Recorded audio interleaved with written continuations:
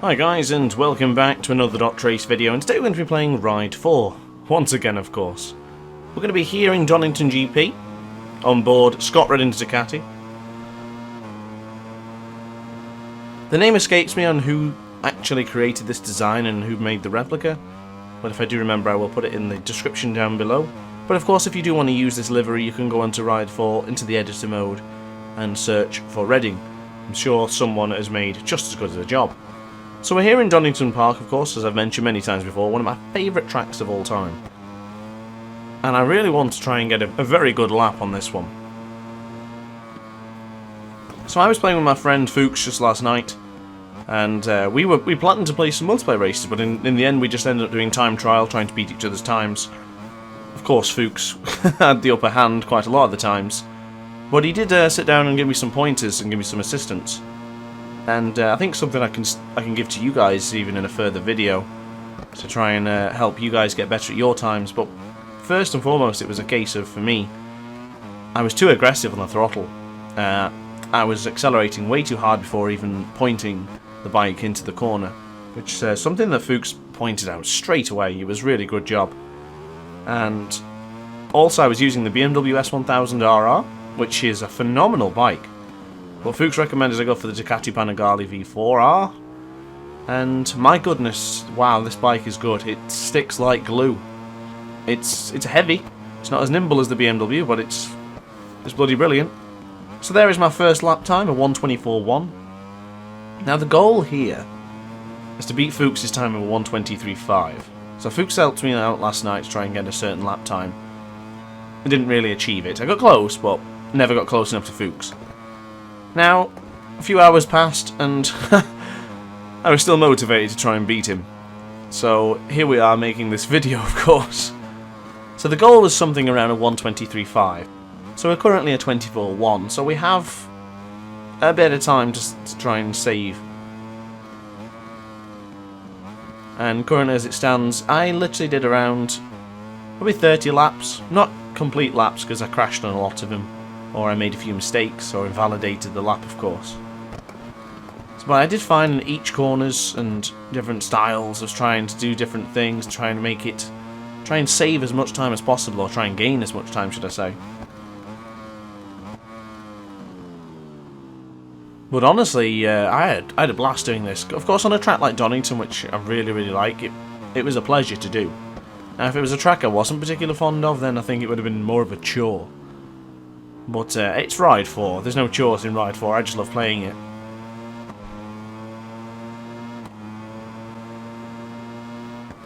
So another lap complete, and that is an improvement. It's now 1:24.099. I've got a few more laps for you to watch, because I want you to pay attention to the lines and the throttle control and of course the braking, because this is close enough to my perfect lap.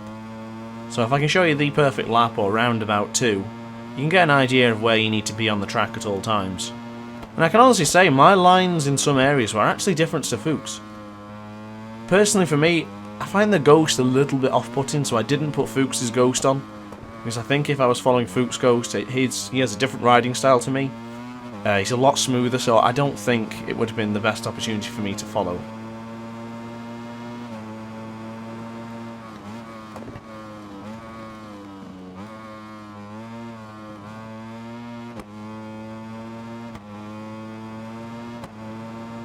So as you can see on this lap time approaching Sector 3, we're still down, but it's worth still going. Because it's all about the ideal lap, of getting that perfect amount of time. So where I might save at the beginning, I might lose towards the end. And vice versa. So if I didn't do too well at the front, at the start of the lap, we might be able to do an improvement towards the end of the lap. So as you can see, that actually was an increase. We actually improved on that, and that was a 1:23.962, so we have reached the elusive 1:23 barrier, which I was quite happy with. But I knew I could do better. I knew that I was missing something. I knew I could do better, but it was a case of not that I didn't know what to do, it was a case of putting it all together.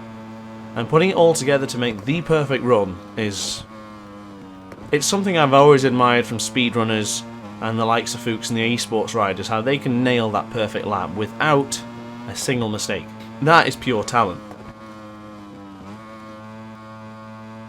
And I wanted to try and get as close as possible to that. Usually whenever I do a lap, I always think, oh yeah, I've done good there, but I know I could probably do a bit better here and there. But on this occasion, I thought it'd be the same, and you know what? It was. I felt like I could keep going. I just felt like I could keep improving. I felt like the end was never going to be, and there was always other little locations and places and spots on the track where I could just gain a few more tenths, a few more thousandths, if you will. But of course I am rocking my custom helmet, so if you can see that beautiful emoji with a funky moustache staring back at you, of course that's my helmet. I created a custom livery yesterday for the Movistar Yamaha 2017 edition, but for the R3. I might be making a video on that soon, but we improved again. So FooXz's time is a 1:23.5 something, I don't remember what it was. And we have a 1:23.732. We're not far off now. So we're just going to keep going. We're just going to keep pushing as hard as we can on this Ducati. And honestly, this Ducati is amazing. It is by far the best bike in the game. If you have the pennies, or if you not quite have the pennies, sell the bikes and buy this bike, because it's bloody brilliant. I had an absolute blast using this, I swear. You know what's funny? This lap, we're up by 4 tenths. Now, to my calculations, that is better than FooXz's time, right? So this lap has got to be the one. And I kid you not, at this point I was shaking. My hands were really beginning to shake. I was getting really nervous. I was thinking of telling FooXz, and I'm getting all excited, thinking of making this video. Lost a bit of time, but we can focus. Just keep focusing. We can do this. And run it wide again. Come on, in the Melbourne hairpin. We've got to get this right now. Probably lost another tenth. And we're going to brake as late as possible, and we're going to mess it up. Right at the death. So, disappointment, crestfallen, just upset, but focused. We wanted to still continue, we wanted to get this right. And I say we, I mean me. And when I say we, I also mean us, because I'm sure you guys want me to do well, and I want to do well for you guys, so this is a joint effort, it's a collaboration between us all for me to try and get this good lap time. And don't get me wrong, this lap time is more than sufficient for second place on the list. It's only about 3 tenths behind FooXz, so... But when you're so close, you really want something. I find the determination just gets bigger and bigger and better and stronger. And we're down by 4 tenths in this lap, so I might as well abandon it, but why not keep going? Keep learning the rhythm. I can honestly say I could probably do DonningtonGP with my eyes closed now. I know it like the back of my hand, so... But we did manage to close up right into the S's. And we've now saved 0.003 of a second. Now if we can hook up the Melbourne hairpin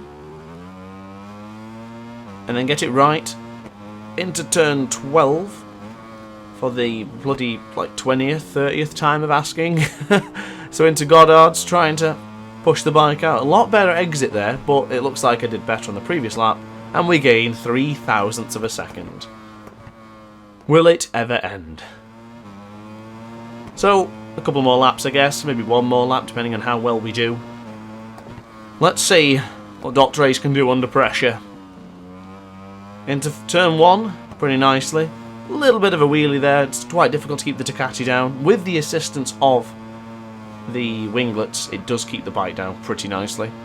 We're up by 70,000ths of a second, or 700ths almost. Exited that corner pretty nicely, now up into the uphill section. Have to be very careful on the throttle there, not to be pushing too fast. Up into turn 7 to McLean's. Again, very nicely, we avoided the rumble strip because I found that was a bane of my existence, going on to the rumble strips. Up by almost 0.3 of a second. Bloody brilliant stuff so far. Hook it beautifully up for the very tight braking for the S's. Left leg dangling into the S's. Can we get it right? A little bit out of shape there. The game didn't penalise us, so it's all good. Up by 1.5 tenths of a second. Braking nice and early. Full full brake, and a little bit of rear just to gradually glide us in. Now, this part, we've got to get this right. Into Goddard's. Aim for the rumble strip, aim for that little white strip before it. Got a little bit too wide. Hopefully that's not going to just completely ruin our lap time. And the lap time's going to be a 1:23.5! A 1:23.525! But is it enough? There is my lap times. As you can see, the ideal lap time was about 6/10 quicker. But the question is, did it beat FooXz? And we did it! Yes! By 25 thousandths of a second, we beat the Brazilian. Screenshots have been saved. And unbelievably, for about probably 20 minutes, this will be mine to take. But guys, we did it. Thank you very much for watching. I hope you enjoyed this video. I aim to do more like this, so please like, comment, subscribe if you enjoyed. It's been a pleasure as always, so thanks guys, and I will see you next time. Ciao for now.